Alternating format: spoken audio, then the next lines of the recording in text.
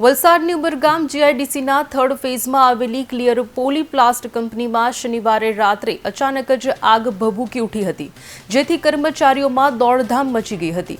જોતજોતામાં આગે વિકરાળ સ્વરૂપ ધારણ કરતા સિક્યુરિટી ગાર્ડે બંને કામદારોને બહાર કાઢી ફાયરની ટીમને જાણ કરાઈ હતી। આગ વધુ હોય દૂર દૂર સુધી ધુમાડાના ગોટે ગોટા જોવા મળ્યા હતા।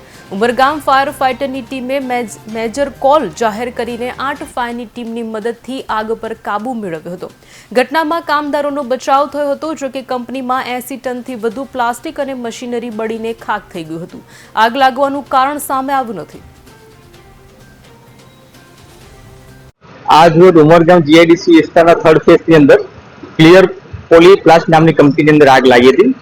તેમાં ઉમરગામ નગરપાલિકા, ઉમરગામ જીઆઈડીસી તથા સરીગામ અને વાપી તથા વલસાડ જીઆઈડીસી, વલસાડ નગરપાલિકા તથા ધરમપુરની ગાડીઓ આપણે ફાયર ફાઇટિંગ માટે બોલાવી છે અહીંયા, અને કામગીરી હાલ ચાલુ છે। હજી આગ લાગવાનું પ્રાથમિક કારણ મળ્યું નથી। મને લગભગ આજે 9:45 ની આસપાસ અમને કોલ મળ્યો કે ફાયર સ્ટેશનની અંદર, તેમજ અમે સ્થળ ઉપર પહોંચી અને આજુબાજુની જે પણ સ્ટેશન ઇમરજન્સી ગાડીઓ છે એમને જાણ કરીને મેજર કોલ જાહેર કર્યો।